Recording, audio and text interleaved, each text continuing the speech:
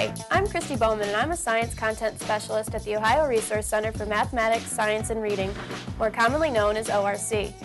Joining me today is Nancy Brannon, ORC's Early Childhood Specialist, who has many wonderful years of experience working in the elementary school. Thanks for being here today, Nancy. Thanks for having me, Christy. I think the New Teacher Survival Guide is a wonderful resource for all science teachers, and this podcast in particular may be quite beneficial for elementary teachers who might be feeling that teaching science is a bit outside their comfort zone. I hope our discussion today will help them feel more confident. This podcast on science in the elementary classroom is part of a series of podcasts that provide an overview of the sections found in the New Teacher Survival Guide. Each podcast has a science teacher bookshelf and many collections of resources to supplement them. Podcast titles include Assessment, In the Lab, Plants and Animals in the Classroom, Teaching Science, Reference Materials, and Special Needs Students in the Science Classroom. This podcast discusses why it's important to incorporate science into the elementary classroom and highlights the types of resources found in the Science in the Elementary Classroom section of the New Teacher Survival Guide.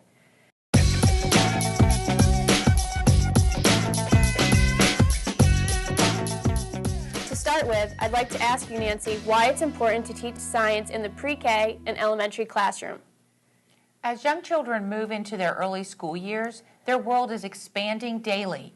As they are exposed to more and more new things, it is a perfect time to help them build a basic foundation of knowledge about our complex world and the skills that they will need to explore it. Then, as they grow into later childhood and the teen years, they can build on the basics they learned earlier and become amazing adults who can meet the challenges the human race will face as the new millennium progresses. I agree, Nancy, and also think that children are naturally curious. Turning that curiosity into inquiry can help to build student excitement about science.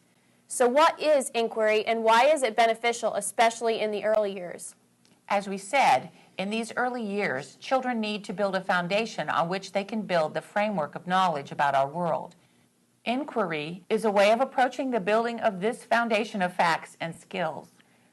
It is what children do every day. They wonder about things. Our job as teachers is to feed that sense of wonderment and curiosity by asking questions, providing materials and resources, and by giving children the skills they need to seek and find answers to the questions they'll face as they live life. Thank you, Nancy, for giving us an idea of what inquiry looks like in the elementary classroom. I'm going to expand on why it's beneficial to have students take part in inquiry-based science lessons in the elementary school. According to research, children who learn how to appropriately inquire are more actively engaged in their learning, they have greater language skills, and they develop more positive social interactions. Inquiry also helps children to create habits of mind that transfer to other learning experiences beyond the science classroom.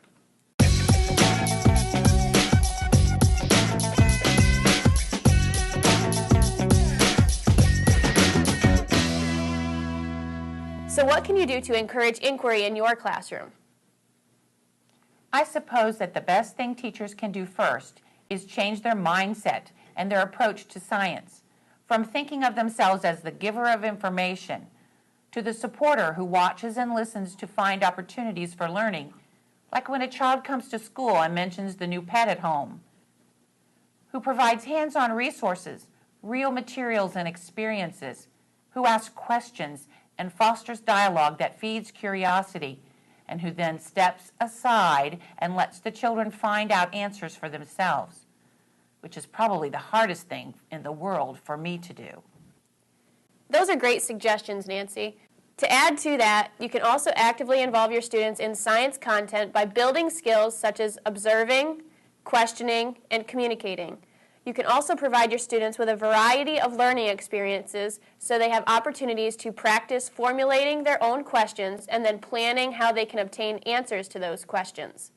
So now that you know a few reasons that it's important to include science in your elementary curriculum, let's talk about some of the ORC resources from the Science in the Elementary Classroom section of the New Teacher Survival Guide that will help you incorporate science content into your elementary classroom.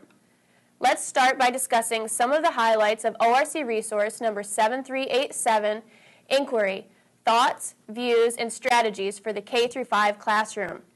This resource by the National Science Foundation provides the philosophy and practical applications behind science inquiry learning in the K-5 classroom.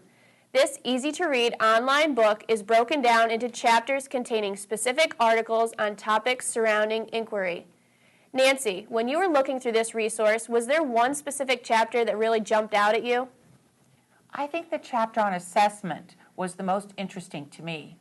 It's great to provide children opportunities to learn, but how do you know they got it? This chapter talks about the importance of gathering the evidence of what's been going on and looking at it to see what the children understand, so you as the teacher can plan where to go next. The chapter gave me information about what to assess and how to assess it. In addition to that chapter, I also like the chapter entitled Lessons Learned, Addressing Common Misconceptions About Inquiry. This provides you with a look at the power of inquiry from the eyes of a classroom teacher. Seeing it from the eyes of a teacher really made this chapter useful to me. This teacher discusses the wide spectrum of inquiry teaching, different approaches to inquiry, and the connections between science content and process, and addresses the notion that inquiry can be seemingly chaotic.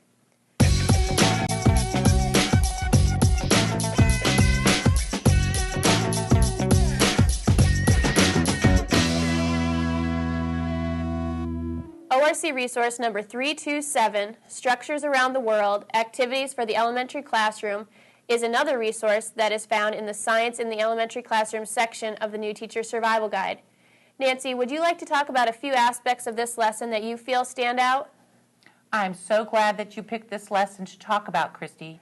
I've been working with a teacher who is doing a project about bridges in her classroom, and this resource will give her so many other ideas to use with her class.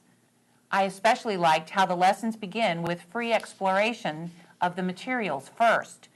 I've always had problems with keeping children on task when I give them new materials and then expect them to jump right in and solve the problem.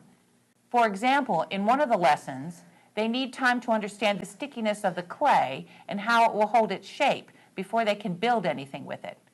I'm not sure I would have thought about the importance of planning time to get to know the materials before asking the children to accomplish the task. Christy, I also think these structure lessons are helpful because they provide sample questions that the teacher can ask and how she can help the discussion that goes with the exploration experiences. Sometimes I need help thinking of open-ended and appropriate questions to ask the children that will foster their thinking and get them talking about what they're learning. I'm glad you like this resource, Nancy. There are a number of things that I liked about this resource, but I'll pick out 3 in particular. First, it provides great examples of inquiry-based lessons that challenge students to build structures with common materials such as clay, newspaper, straws, pins, or paper.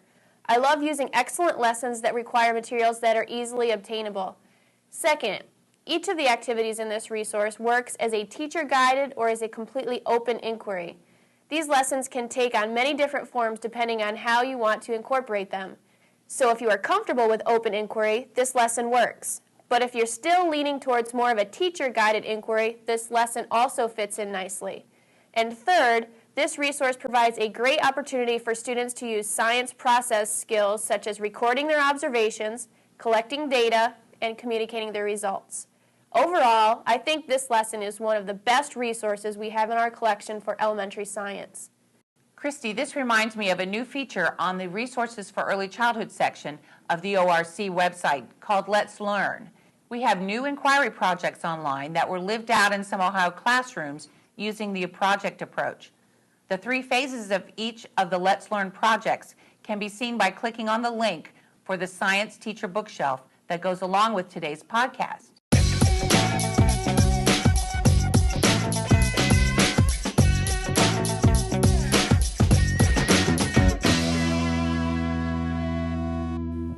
And the last resource I'm going to point out is ORC resource number 2882, Children's Science Journals, Tools for Teaching, Learning, and Assessing.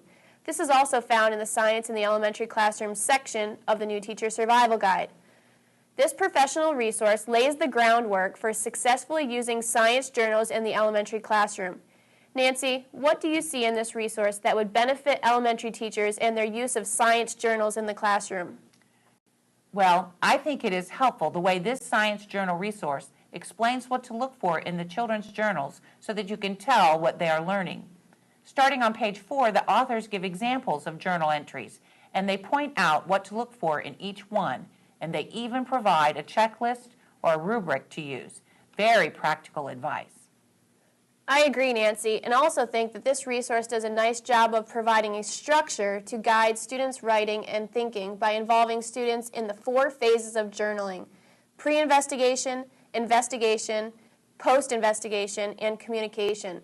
Detailed explanations of each phase are given along with examples of students' journaling activities and guides for assessing student journals for science understanding, process skills, observations, and drawings.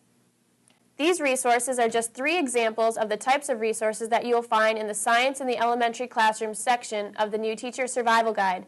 For additional resources focusing on science in the elementary classroom, go to the Science in the Elementary Classroom section of the New Teacher Survival Guide on ORC's website, or use the search feature to look for lessons at www.ohioRC.org. Nancy, I would like to thank you for participating in today's podcast and providing your unique perspective and classroom experience. You're welcome, and it was a pleasure to take part in this exciting conversation. I hope you and your listeners gained some new insight into why teaching science is so very important at the elementary level.